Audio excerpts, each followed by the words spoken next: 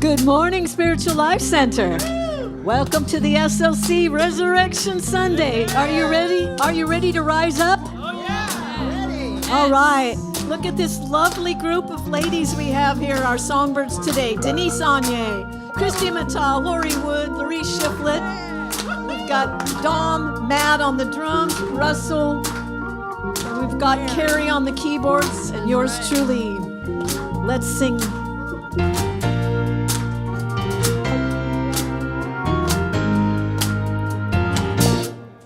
I'm in the right place at the right time. I am just where I am meant to be.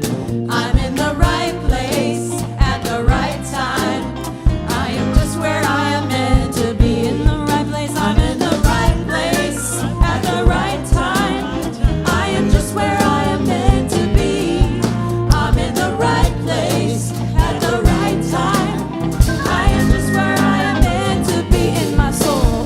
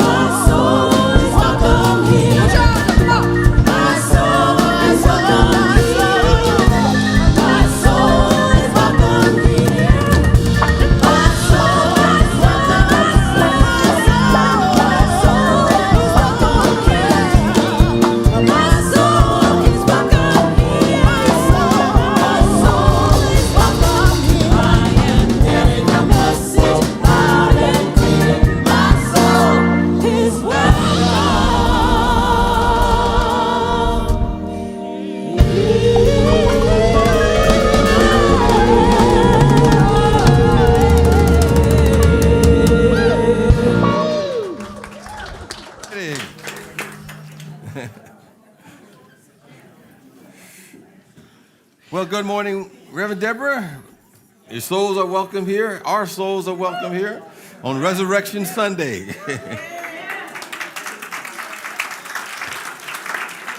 Happy Easter, Reverend James. Yes. It's great to be here. It's great to be with all of you. And we greet you this morning in the name of all that is good, all that is holy, and all that is sacred, and in the warm and loving energy of this community, Spiritual Life Center. Spiritual Life Center honors all people working in churches, worshiping in churches, mosques, stone circles, and of course the beautiful temples of nature, because we know that there is no space that God does not grace. And if you're with us for the very first time today, whether you're watching us online or with us here in person, we especially want to welcome you because we know that you're not here by accident. We know every single one of us is here by divine appointment. And we're always just so excited. And of course, this is a very special day that we're so excited to get together. And that excitement extends to silencing those electronic devices. And please refrain from flash photography during the service. Well, let's take this moment to keep our appointment by communing with the Spirit of the living God, releasing anything that would interfere in our own minds of our connection with this presence that is with us always. And as we make this connection, we realize and know that we are connecting with all the qualities of this presence. And most importantly, those qualities are also within us because we come from this presence.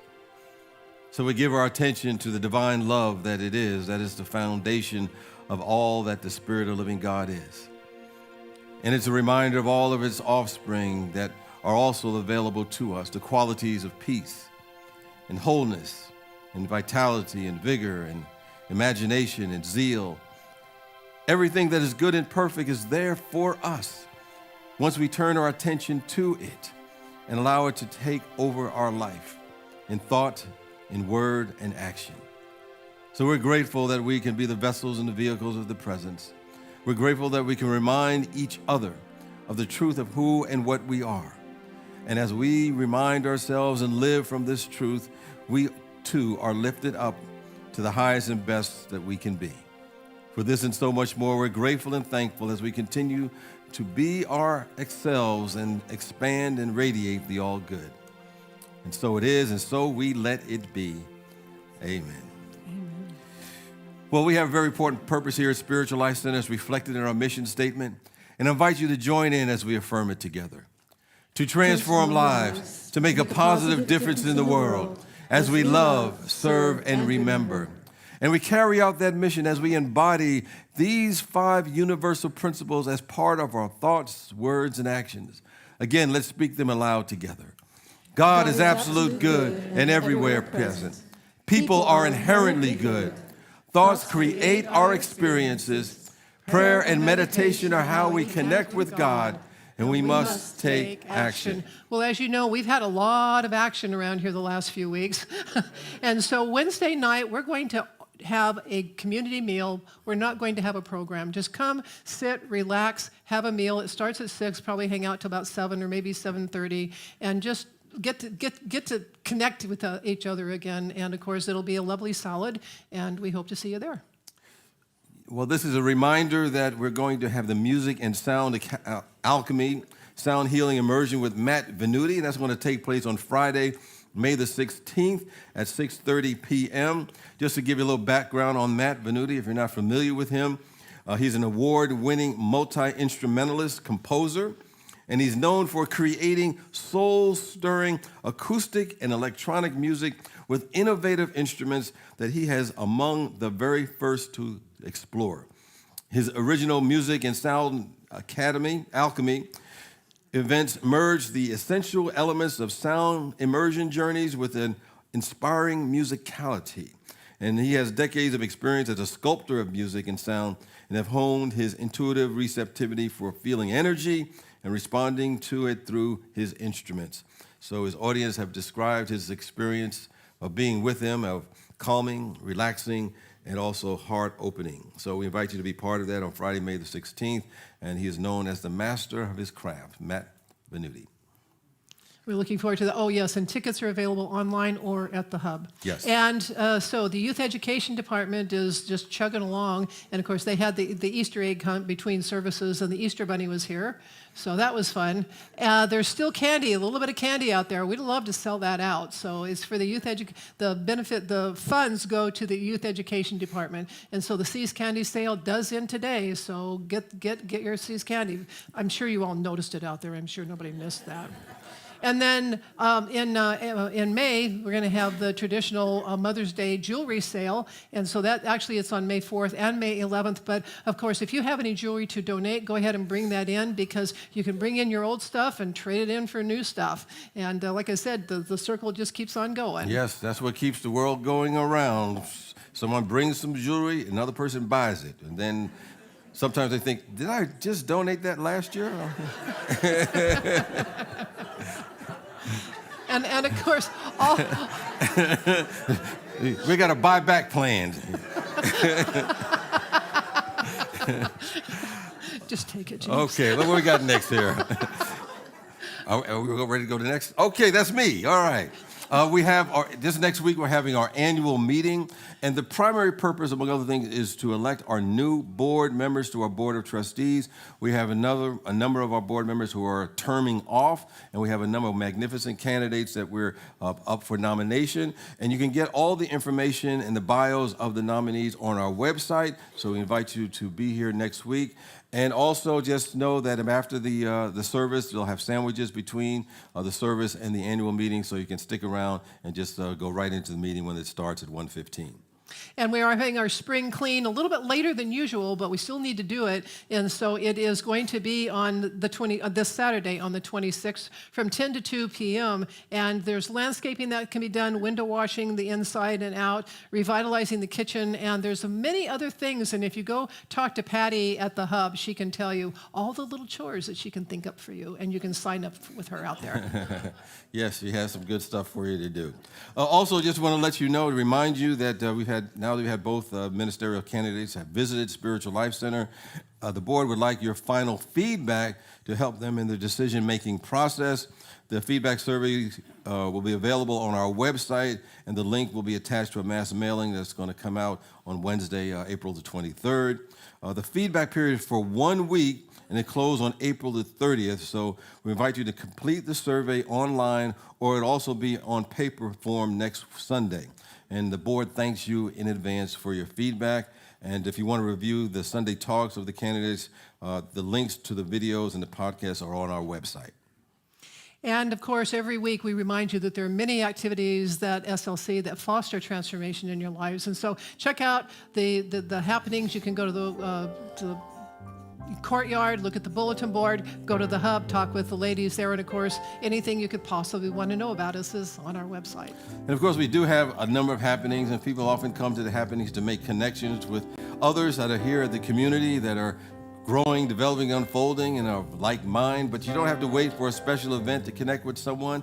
You can connect with someone right here and right now. So in a manner that feels comfortable for you, I just invite you to turn to a friend or a friend-to-be and say, you are marvelous and glad you are here.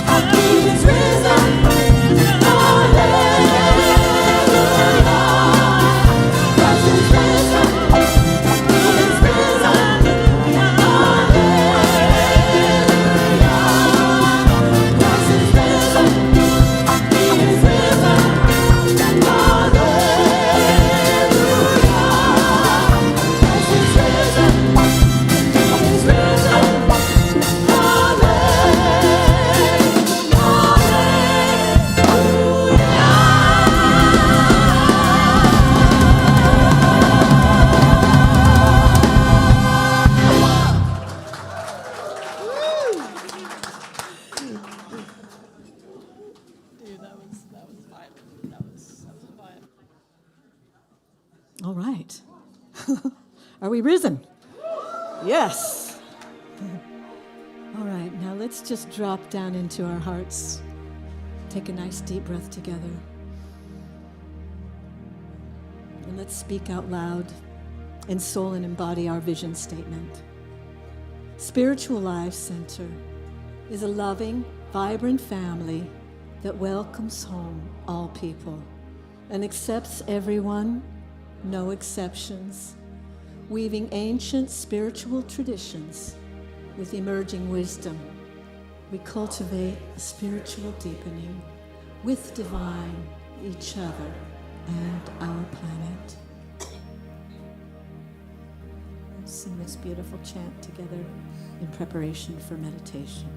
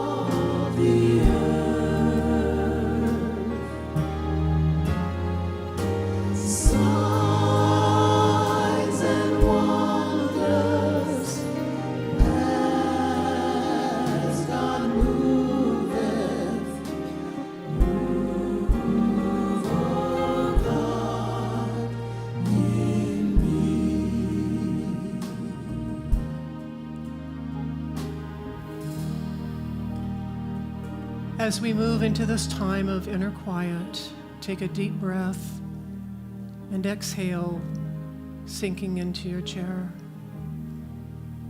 Drop your shoulders, relax your eyelids, and breathe naturally. But notice how with each breath, your thoughts float and wander, and how you can let go and drift into a light daydream. You find yourself at the base of a small hill about an hour before dawn. The moon is low on the horizon, but there's still enough light that you can see a trail gently curving upward. And you decide to walk up the hill to watch the sun rise. The night is quiet as you ascend. It takes about 15 minutes for you to walk the first section of the trail. And here you find a small shrine containing one candle. And a small sign says, "When you light me, your concerns will clear away." And as you light the candle, something in your heart lifts. The sky becomes a little lighter with the first hint of dawn.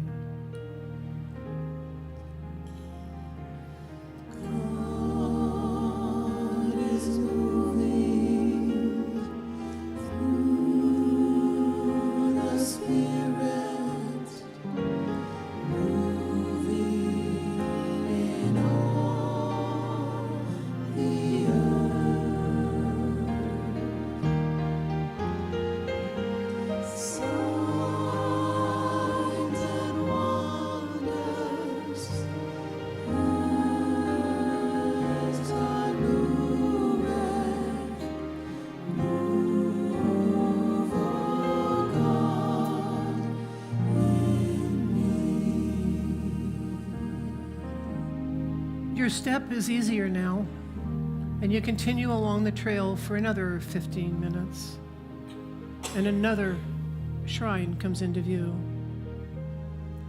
Here you find 2 candles and a sign that says, when you light us, your heart will lift higher still. And as you light the candles, your heart fills and expands with love. The sky changes, turning red with early light.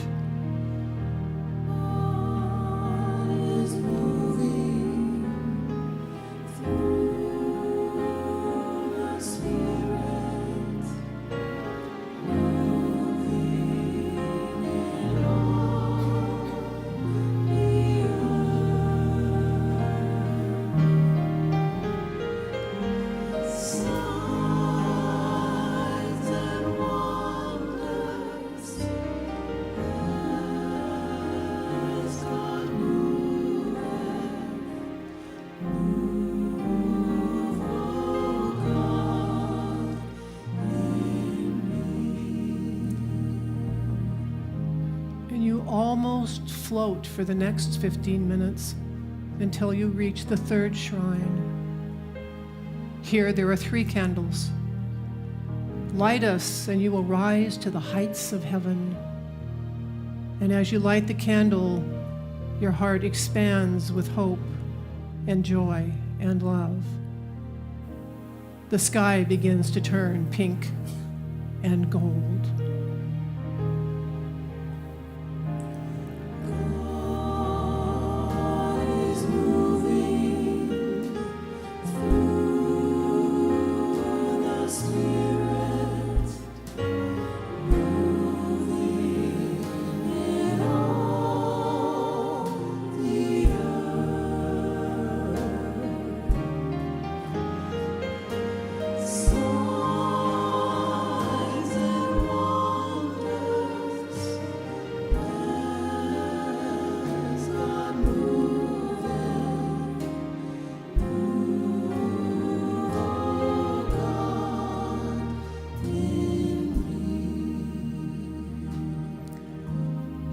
Walk the next quarter hour with a heart filled with hope and love.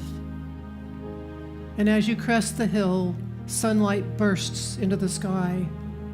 You and the sun have risen together. Glorious light plays across the sky, streaming into your center. You have risen. You are holy. You are sacred. You are one.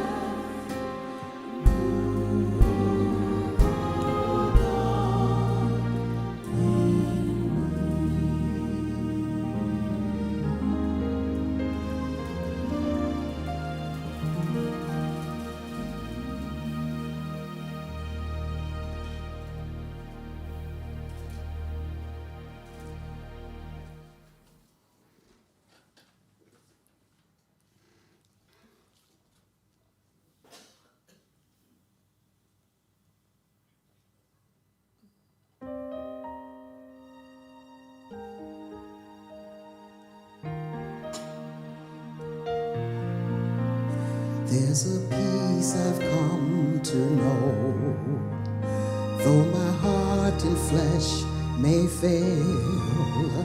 There's an anchor for my soul.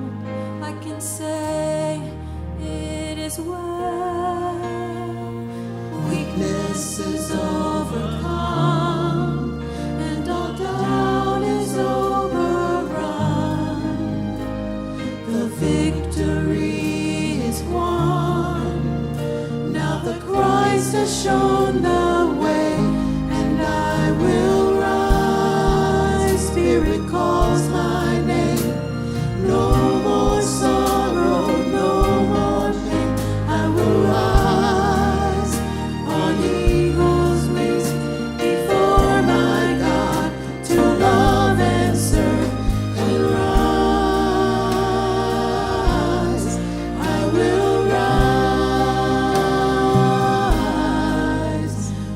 each day that's drawing near, as the darkness breaks to light, and the shadows disappear. My face shall be in my eyes. Weakness is overcome, and all doubt is overrun. The victory is won. Now that Christ has shown the way, and I will rise. Spirit calls my name. No more sorrow, no more pain. I will rise on eagle's wings before my God to love and serve and rise. I will rise. And I hear the voice of all the angels sing, glory be to God. And I hear the cry of every longing heart, let there be peace on earth. And I hear the voice of all the angels sing, glory be to God. And I hear the cry of every longing heart, let there be peace on earth. Let there be peace on earth. Let there be peace on earth.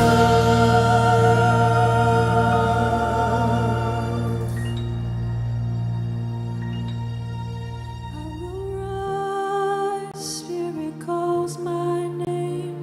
No more sorrow, no more pain. I will rise on eagle's wings before my God to love and serve and rise. Rise, rise, rise.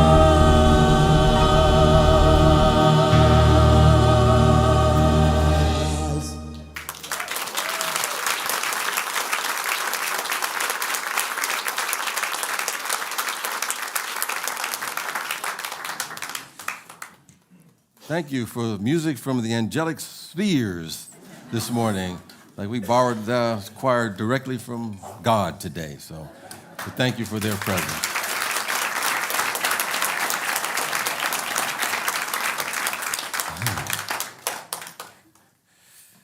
Many years ago, I was at my sister's house, and it was an evening, and we were, I don't know, probably watching television. It was very quiet and serene. And then all of a sudden, out of nowhere, there was a blood-curdling scream coming out of the room where my niece and her daughter were. And we're wondering what happened. So we ran in there, and we realized what had happened. She had a nightmare. Because earlier that day, we were watching a Disney movie. And the Disney movie had a character in there called Hades. And it was a character that was very scary, and apparently she had her dream turned into a nightmare. And at the end, we calmed her down and said, you know, only God, no Hades, only God, no Hades. And she wanted some comfort. So she didn't ask for a teddy bear, she asked for her fire truck. So we brought the fire truck in there to give her some comfort, and we went back to whatever we were doing, and she let out that scream again, and we came back out there, and she said apparently what had happened, she rolled over, and she accidentally pushed the button that caused the fire truck to go woo, woo, woo, woo, right in the middle of her sleep. And so we went in there, and she grabbed the fire truck and just handed it to us and said, only God, no fire truck. Only God, no fire truck. I think in some ways she realized in that moment that the most important thing was the presence of God. Because ultimately, whatever we see, there is only God. And it kind of reminded me of a song I used to sing years ago that went something like this. If you want me to sing it. Anyway, part of it was that Only God is real. All the rest is just illusion. Only God is real. And I used to sing that whenever something seemed to get out of order. Understand there's a God presence that is in a part of us all of the time. We call it the Christ, we call it the divine presence. It's known by many different names. But this presence that is with us always can never be hurt, can't be harmed, can't be endangered, can't be snuffed out in any way. It is the foundation and why we are here today celebrating Easter, why we're celebrating the new life, why we're celebrating the resurrection story. You know, Friday we had, a Good Friday service and talked about the 7 last words of Jesus. And we acknowledged the crucifixion. And I always like to say that it's okay to have a crucifixion, but it better be a resurrection coming right after that. Because I've thought about my own crucifixions I've had over my lifetime. There have been several, this past year. I had a brother much younger than me that made his transition, a very close friend from college who was just a bright light, passed away. And he said there's so much they had to offer. They've gone too soon. And you may have experienced your own crucifixions. Some of them directly, some of them indirectly, some of them maybe psychological crucifixions. And every year when Easter rolls around, we're invited to look beyond the eggs, beyond the lilies, beyond the pageantry, and ask a deeper question. Does the Easter story still matter? After all, there have been many other ancient resurrection stories that preceded Jesus. There's the Egyptian story of Osiris. And Osiris was killed and brought back to life, and that's been around even before Jesus' time. But I do believe it matters more now than ever. I always tell people that it's true, even if it never happened. Got to think about that for a minute. Because the principles behind it are true. However, the question, I think, at the heart of the Easter story isn't just about Jesus rising. The deeper question, the better question, will I rise? Will we rise? In a world that feels like it's unraveling, where there's personal heartbreak and there's global crises and that's swirling around like a kind of crucifixion storm, the Easter story becomes more than a commemoration. It's a spiritual map for our resurrection. But before we can talk about the resurrection and the process, we must ask maybe the most important spiritual question of all. What am I? What are you? What are we really? Because if we think we're just bodies, if we think we're just our resumes, if we think we're just our personalities trying to make it through the day, then we'll shrink every time life squeezes us. But if we remember the universal teachings, what Jesus embodied and what the Easter story demonstrates, then we can meet every loss with a deeper understanding of that there's a part of you and me that can never be endangered or any way harmed. Because we are an idea in the mind of God. And what God has created cannot be altered, it cannot be destroyed in any way. So we realize that we are never our past. We are not our pain. We are not our performance or what has happened before us. We are the radiant, undivided, unlimited expression of God. That is our identity clause. That's how we can identify ourselves. In fact, I invite you to join in me when you say this affirmation. Just say after me, I am radiant. I am unlimited. I'm an expression of God. We want to remember that when somebody says, who are you? That's who you are. Not your name or anything like that. Because when we live from that self-concept, we begin to fulfill the life that God sees when God sees you and me and all of us at our highest and best. And I believe that's the beginning of the resurrecting, understanding our correct identity. And with that understanding, we see how the Easter story gives you and me and all of us a spiritual pattern that we must walk through to have our resurrections. Because the crucifixion and resurrection is not just a one-time event. In the life of a man 2,000 plus years ago, it is a recurring pattern in the lives of all who seek to grow. Now here's the truth. No one escapes the crucifixion. You know, it might come as the death of a loved one. It might be a divorce. It might be a betrayal of some kind. It could be a failed business. It could be a diagnosis of our health that we do not like. Or simply the end of who we used to be. And in that moment, you might feel like the light has gone out. Like the stone has been rolled over the entrance of our hope. But that's never the end of the story. Crucifixion is never the end. The resurrection is.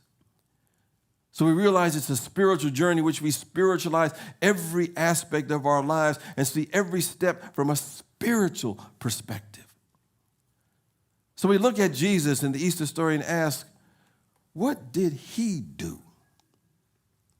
What does the Easter story have to tell us that we must do to experience our personal resurrections? Well, I think once as I looked at the story again, and the story never changes, but I change, and then I begin seeing things that I didn't necessarily recognize before. And what I realized is that one of the first things he did, he surrendered all. He did that so his small identity could yield and reveal the divine identity that is within each of us. He's the great example, and still is. He's not the great exception to the rule, although he was exceptional. He exemplified the rule, the divine possibility that we all have. And that's why he said, greater things than I have done, you shall do as well. So we surrender. You know, I was with the Men of Spirit yesterday, and we were sharing, and I was sharing something about what I'm writing about in my book.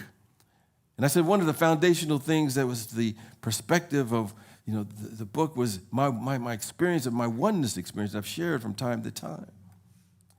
And I remember I was saying that, you know, I was in the low point of my life, and I had been going through a lot of, you know, treatment and so forth, and I was walking back to my apartment, and I remember I was in that state of absolute surrender, and this uninvited experience came where everything around me collapsed into a sea of oneness. It changed my perspective of what I believed to be real.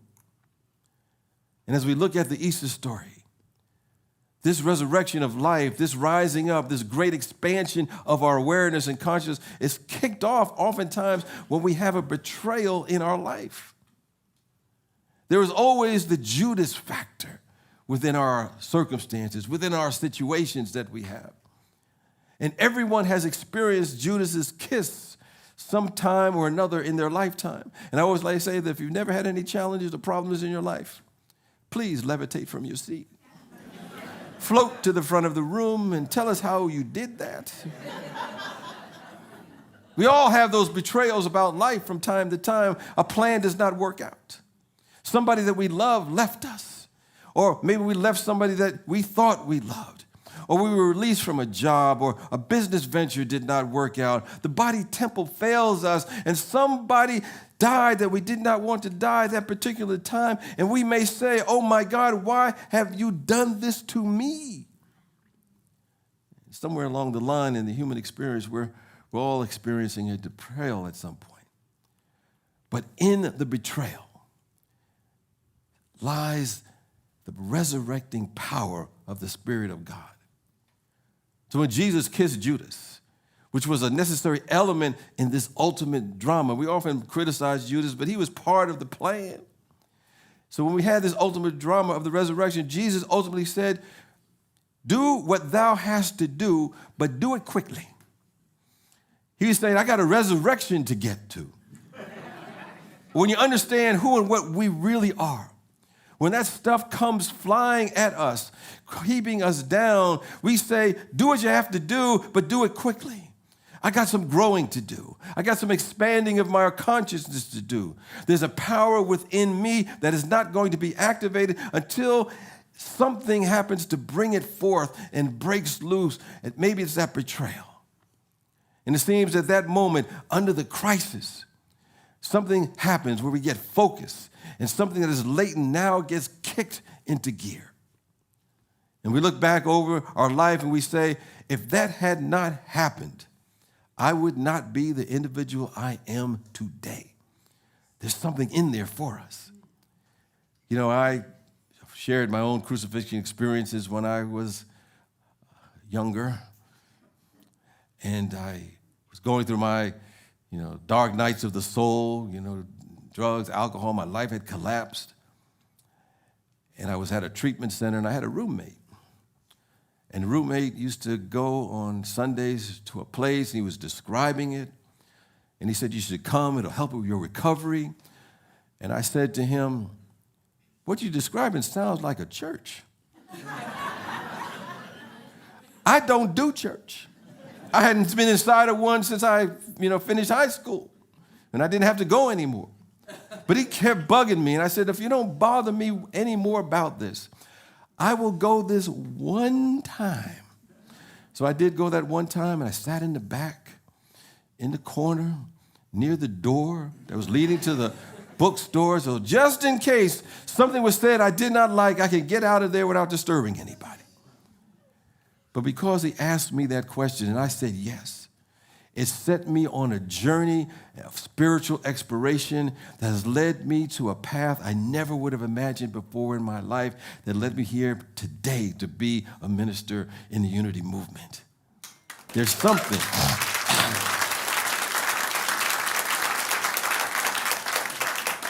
Understand, there's something greater that's seeking to express, waiting to get our attention. Sometimes it's at the betrayal, the God force is saying in so many words, probably to me, hey, he doesn't even know who he is yet. But I'm patient. I'll be here when he gets here. And all of that I went through forced me to move from a state to a state of self-forgiveness and self-love. And that was, I believe, the precondition for me to move to a higher purpose. So out of the seeming darkness, out of the seeming betrayal came the light of a greater purpose and understanding for my life, but I also believe that's for everyone. So whatever is happening to us or to you or seems to be happening, know that behind the pictures that we see, it is here for us to go beyond ourselves. It's there to help us go beyond our boundaries, beyond what we ever thought we could do. So the situation is calling for the highest and best within you and me to shine like never before. So when we begin to see any seeming betrayal, and we look at it from that spiritual vantage point, we begin to practice the way of being in the world that moves us from being a victim to a victor, to a vessel of the Spirit. Like I said, everybody gets kissed by Judas from time to time, and Jesus was the ultimate example of what's going to happen next. And he always told us, and I think he looked at his life, he said, it's not what happens to us, it's how we respond to it. So he taught in order to activate that regenerating power of our soul that allows for the magnificent resurrection of our being, it starts with forgiveness. And I've been looking at the idea of forgiveness and many different definitions of forgiveness, and I landed on this for today, that forgiveness means giving up hope for a better past. Giving up hope for a better past. Understand that a victim has an unforgiveness story. They will tell you who did it to them, how many times, how long, how abused they were. Now, we don't discount any of that because there's pain in that. But we want to get to the point where we get so tired of the story as the people are tired of it that we've been telling it to, who can tell it better to us than we can tell it to ourselves. I often like to say every Easter that, we want to say to the person, please get off the cross. Someone else can use the wood. We can use it for something else. But understand that resurrection is built on the consciousness of forgiveness. And only can we see the gift and the seeming portrayal when people or situations betray the pictures we have in our minds or how we think things should be. Somewhere along the line in his teaching, Jesus said, forgive. I asked him how many times one should forgive, and he said 70 times 7. Of course, he meant to make it a way of life. He didn't mean, okay, let me count up 70 times 7 and figure out how many times I have to forgive, because he probably knew people would probably lose count before they got to 70 times 7. I don't think he meant to tell people to do this. It was really an impossible task, that people would say, okay, 70 times 7. Okay, let me start counting. 1, 2. Boy, this is going to be a long time for me to get up to 70 times 7. No. He was basically saying, you have to make forgiveness a way of life until it just builds into your soul. And that's why he was able to say from the cross, forgive them, for they know not what they do. They didn't know what they were doing. They're operating from a certain state of consciousness, and they think they know what they are doing. It's not really them. It's not the true spiritual self. It's just that particular consciousness they're speaking through and acting from. As someone said, if they knew better, they'd do better. They're just doing what they're doing because that's who they think they are in that particular moment. Some of us kind of know about that. Many of us have grown and developed and unfolded in our own spiritual journey. Might be part of 12-step programs, and one of the things is make amends to those that we have harmed. And I remember I had to go through that myself, and it's always a challenge to look over those mistakes and things that you've done, and so I remember going up to a person one time and saying, I'm sorry for what I did, but that wasn't me. And I remember they looked at me real close. They got up real close in my face. And they said, oh, that was you, all right. That was you. And I used to say, no, that wasn't me. I mean, I got caught up in something. I was ignorant. Something was moving through me. It wasn't the real me. Something was running me at that time. And when we begin to see life like that things are running people, then it becomes easier to forgive and release that energy so that we can be free. And as we look at the resurrection story, there's another part that's important to get to that resurrection. And this is something that Jesus did. His attention was anchored in the now moment. He was in the here and now. Please understand there's always a lot of suffering. I always say there's a distinction, and the distinction, between pain and suffering. Pain, they say, is inevitable, but suffering is something that we choose because we're coming from the fact we're anchored in the past. And we're projecting that past experience in the here and now and into the future. In other words, we have a story. And often we won't let the story go. In the Jesus story, after the resurrection, there's another part in the Bible where Jesus came back and his disciples saw him. And he said to them, I'm here. It's really me. Here are the scars. I'm eating food now. This is a real body. And I noticed something. He did not go over the crucifixion story. He didn't say, shh, you see what they did to me, man? Do you know what Judas said about me? Do you know that Peter denied me 3 times? They abandoned me, man. They put me on this cross. They made me carry this cross, and it was heavy, man. He did not do that. He gave them their charge. He gave them their walking papers and said, go forth and heal all nations. His attention was on the nowness of the moment. He released the story. And he heard the God story. The God story that says, you are my beloved and who I am well pleased. And that applies to all of us.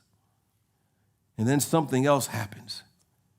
We begin to understand, we begin to grasp the final part of the pattern for spiritual resurrection. We hear and understand the meaning of Jesus when he said on the cross, Father, into thy hands I commit my spirit. He was talking about absolute trust. Because in the end, what we really want is a connection with this presence we call God. We really want God at depth. We want God more than we want to even have a change in our circumstances. Sometimes we think we want something else more than we want the presence of God, more than we want that God consciousness. When I was in ministerial school, I remember the first year, maybe even the first week I was there. You know, we had our class, about 30, 40 people there, and over time we were all sharing our pivotal transformation story. And I had one classmate. She was highly spiritual, as I found, really profoundly connected. And she was telling her story. And she had a very serious disease at one point. And she could not overcome it. And she went to some of the great healers. She went to a number of people who kept doing things and treating for her. And she could not get rid of that illness. It was just staying with her. And she said that somewhere along the journey, one day she simply said, I don't care if I never get rid of this illness. I want God more than anything. And she said in that moment, when she made that connection, her illness disappeared. She walked out of the hospital because the resistance disappeared. Because she wanted God consciousness more than anything, because the consciousness of God, the oneness with God, dissolves all our problems. Someone said there's a song that says, I thought I needed somebody, I needed something, but all I needed was my connection with the presence and the power and the love of God. So when we hear Jesus say, Father, into thy hands I commit my spirit, or when we say that, we're saying, I want God consciousness more than I want anything, because God is life. And when we do that, we give up anything that's resisting this resurrecting power from taking over our life. So as we look at the Easter story, we realize it's not a historical event. It's not an abstract event. It's not just a philosophy. It is real. It's about each and every one of us and our society's possibilities of what we can become. I think it's particularly relevant today in our society, in our world that we're living in. A world where, there are crucifixions everywhere. We're crucifying each other with blame, crucifying the earth with our carelessness, crucifying the pictures with fear of others that we deem not like us. But as Jesus came out from among them, as the statement says, he was kind of like a mutation, because there was a breakthrough in consciousness, and we're being called to become that same mutation. Same change.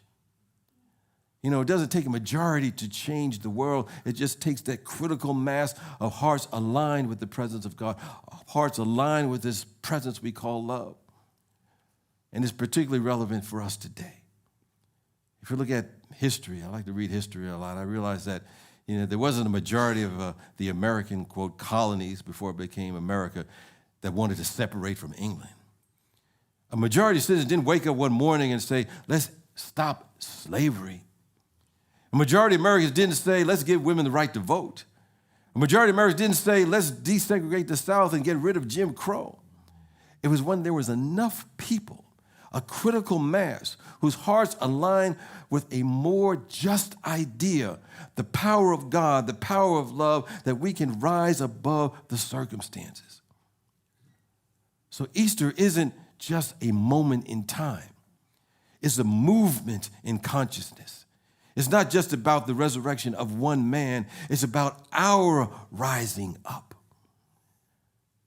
I always love Easter because I look back on my own life, and I think the resurrecting story of Easter helped me move away from the depths of hell of my own creation. And I think that's the message of Easter for all of us. So whatever tomb you've been in, whatever part of you that may have died, Whatever fear has wrapped you in grave clothes, you are not there anymore. We look at the story of the women who were at the feet of the cross, and Jesus' body was taken from the tomb after his crucifixion. And on the third day, the women came to get the body, and the angels, which is the thoughts of God, said, he is not here. He is risen. And you can rise too. You can also be lifted up, no matter what. So at Easter, I invite you to let your resurrection begin. Not someday, not after things get better, but right now. So let something rise in you. Or as I like to, let something shrise in you. That's a combination of rise and shine. Let something rise in you or shrise in you today. A new thought, a new strength, a new courage, a new love, and you will be living proof that the Easter story still matters, and people will ask, what happened to you? They will say, you were sick last year, now you're fine. What happened? You were in financial trouble last year, now you're rich. What happened? You're walking around smiling. What happened? We heard there was some tragedy in your life and devastation in your family's life, and you're still standing. What happened? And you will say, I have resurrected. I am whole. I am walking in God. I'm walking in love. And they will know that the Spirit of the living God is real.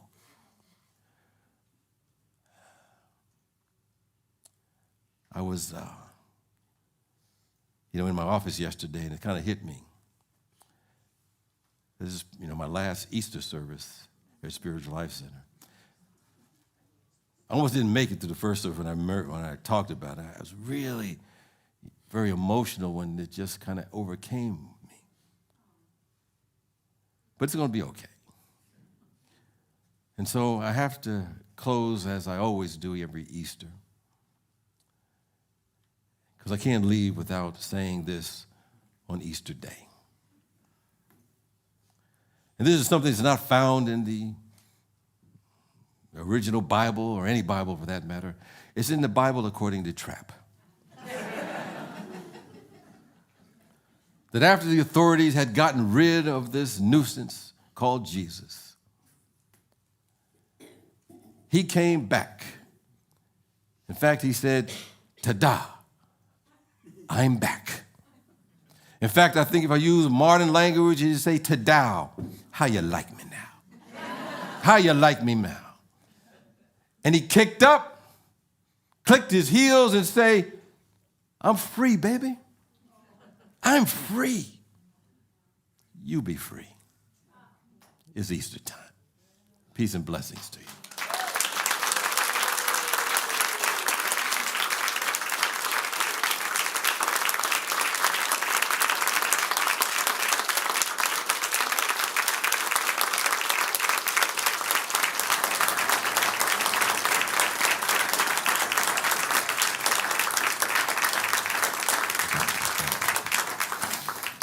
Well, next week we carry on, and Deborah will be talking. Reverend Deborah will be talking about chop wood, carry water, and we'll have meditation with Reverend Janae Marth, and music with Larry Shiflett, and John Gardner will be here with us, and of course our Soul Light Connection team. So come here and figure out now, what do you do? And she'll let you know exactly what you're going to do next week.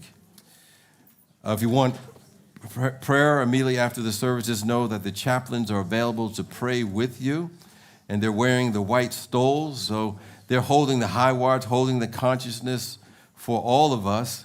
So if you're going through something, if you got a crucifixion experience you're going through, they'll help you see it from that higher point of view.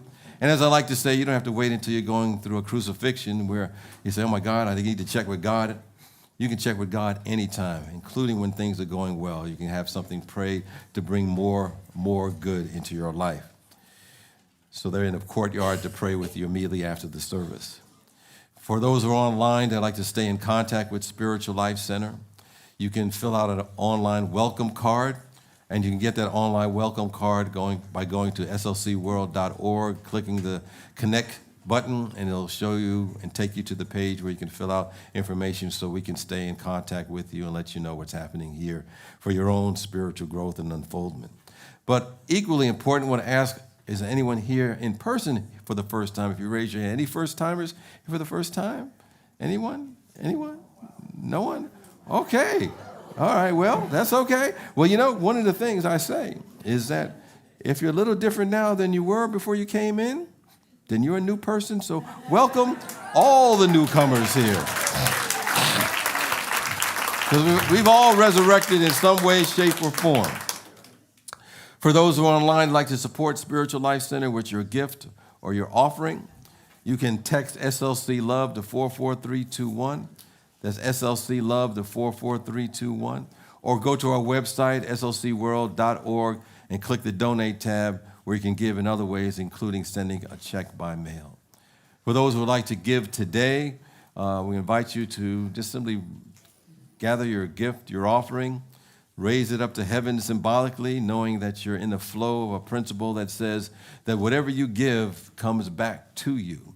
So that is including those who give today or those who have given online or through the mail. So let's hold that abundance, prosperity for us. Hold that plenitude for ourselves, for our community, and ultimately our world as we say together our offertory blessing. And say it as if it's for the first time and you're taking it in completely new. Let us speak aloud this offertory blessing. Divine love, as me, blesses and multiplies all that I am, all that I have, and all that I circulate. Thank you, God.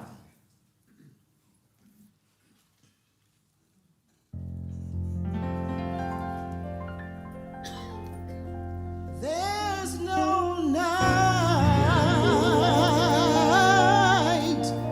too dark, no sky too gray. There's no storm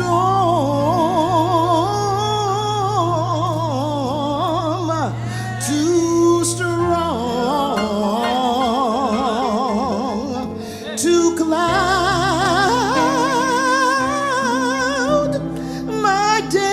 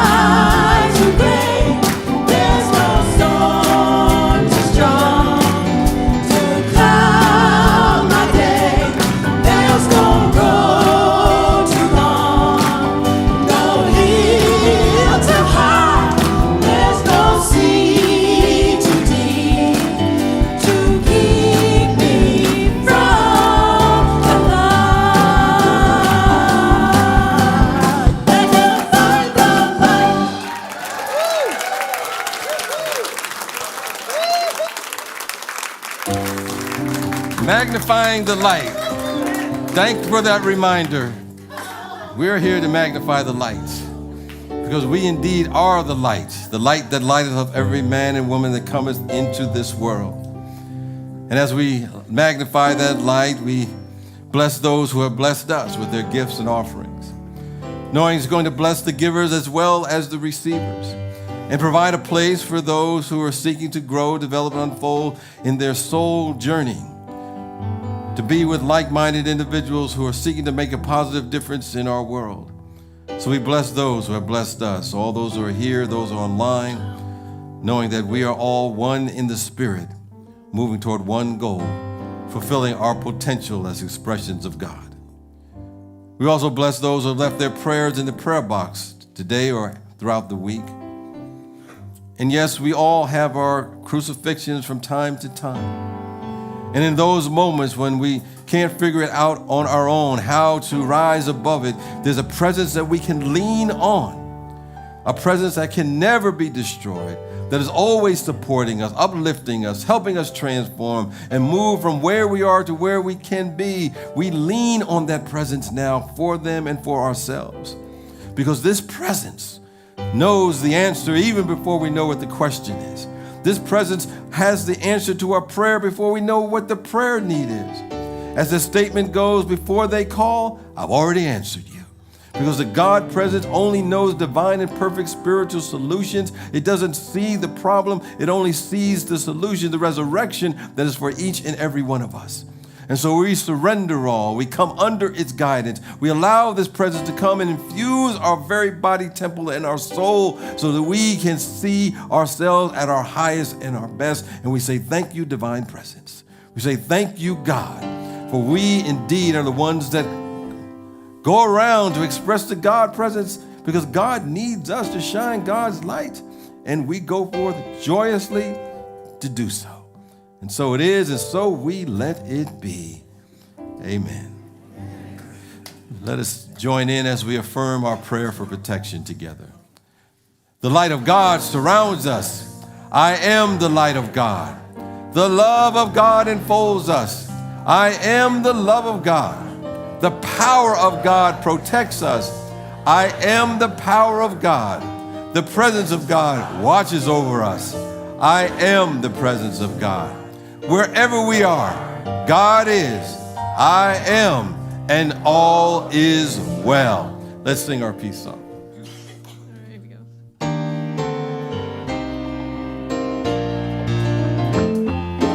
Let there be peace on earth, and let it begin with me. Let there be peace on earth, the peace that was meant to be, with God as creator, God as creator, family all are we, family all are we. Let us walk with each other in perfect harmony. Let peace begin with me. Let this be the moment now. Let this be the moment. With every step I take, let this be my joyous vow, to take each moment and live each moment in peace eternally. Let there be peace on earth, and let it begin with me. Let it begin with